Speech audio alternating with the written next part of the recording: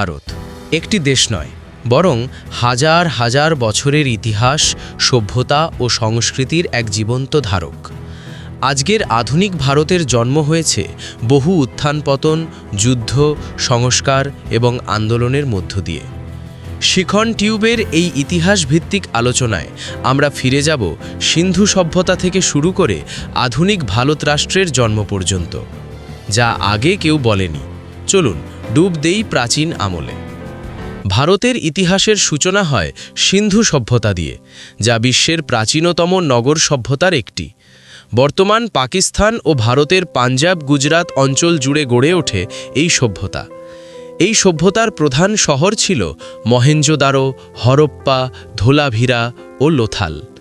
সিন্ধু সভ্যতার বিশেষত্ব ছিল পরিকল্পিত শহর ব্যবস্থা, উন্নত পয় নিষ্কাশন, পাকা রাস্তা, বাণিজ্য ও নৌবন্দর। এরা লিখন পদ্ধতি জানত, যদিও তা আজও পুরোপুরি পাঠোদ্ধার হয়নি। ধারণা করা হয় প্রাকৃতিক দুর্যোগ ও নদীর গতিপথ পরিবর্তনের ফলে এই সভ্যতার পতন ঘটে। সিন্ধু সভ্যতার পর আসে বৈদিক যুগ। এই সময়ে আর্যদের আগমন ঘটে ভারতীয় উপমহাদেশে। এই যুগে ঋগ্বেদ, সামবেদ, যজুর্বেদ ও অথর্ববেদ রচিত হয়। বর্ণ ব্যবস্থার সূচনা হয়।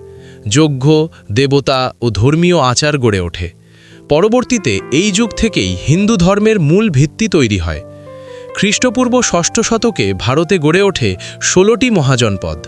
এর মধ্যে সবচেয়ে শক্তিশালী ছিল মগধ। মগধ থেকেই উত্থান ঘটে চন্দ্রগুপ্ত মৌর্য, তার উপদেষ্টা চাণক্য বা কৌটিল্য। চন্দ্রগুপ্ত মৌর্য প্রতিষ্ঠা করেন মৌর্য সাম্রাজ্য, আর তার পৌত্র সম্রাট অশোক ভারতের ইতিহাসের অন্যতম মহান শাসক। কলিঙ্গ যুদ্ধের ভয়াবহতা দেখে অশোক বৌদ্ধ ধর্ম গ্রহণ করেন এবং অহিংসা ও ধর্মপ্রচারে মনোনিবেশ করেন। এরপর আসে গুপ্ত সাম্রাজ্য, খ্রিস্টীয় চতুর্থ ষষ্ঠ শতক, যাকে বলা হয় ভারতের স্বর্ণযুগ। এই সময়ে গণিতবিদ আর্যভট্ট শূন্যের ধারণা দেন। আয়ুর্বেদ ও জ্যোতির্বিদ্যার উন্নতি হয়। শিল্প, সাহিত্য ও বিজ্ঞান বিকশিত হয়। অষ্টম শতকে মোহাম্মদ বিন কাসিমের মাধ্যমে ভারতে মুসলিম শাসনের সূচনা হয়। পরবর্তীতে গড়ে ওঠে দিল্লি সালতানাত, আলাউদ্দিন খিলজি, মোহাম্মদ বিন তুঘলক। এই সময় ভারতীয় সংস্কৃতিতে ইসলামী স্থাপত্য, ভাষা ও প্রশাসনিক পদ্ধতির প্রভাব পড়ে। 1526 সালে বাবর পানিপথের যুদ্ধে জয়ী হয়ে প্রতিষ্ঠা করেন মুঘল সাম্রাজ্য। মুঘলদের মধ্যে উল্লেখযোগ্য আকবর, জাহাঙ্গীর, শাহজাহান, ঔরঙ্গজেব। শাহজাহানের আমলে নির্মিত তাজমহল আজও ভারতের ঐতিহাসিক পরিচয় বহন করে। 1757 সালের পলাশির যুদ্ধ ভারতের ইতিহাসে এক বড় মোড় ঘুরিয়ে দেয়। ব্রিটিশ ইস্ট ইন্ডিয়া কোম্পানি ধীরে ধীরে পুরো ভারত দখল করে নেয়। ব্রিটিশ শাসনের সময় ভারতের অর্থনীতি ধ্বংস হয়, কৃষক নিপীড়িত হয়, রেল লাইন ও আধুনিক শিক্ষা ব্যবস্থা চালু হয়। 1857 সালের সিপাহী বিদ্রোহ ছিল স্বাধীনতার প্রথম বড় আন্দোলন। বিংশ শতকে মহাত্মা গান্ধী অহিংসা আন্দোলনের মাধ্যমে স্বাধীনতার নেতৃত্ব দেন।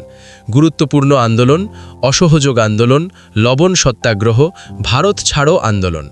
অবশেষে 1947 সালের 15ই আগস্ট ভারত স্বাধীনতা লাভ করে। তবে একই সাথে ঘটে ভারত-পাকিস্তান বিভাজন, যা ইতিহাসের এক বেদনাদায়ক অধ্যায়। হাজার বছরের সভ্যতা, ধর্ম, যুদ্ধ ও সংগ্রামের মধ্য দিয়ে জন্ম নেয় আজকের আধুনিক ভারত।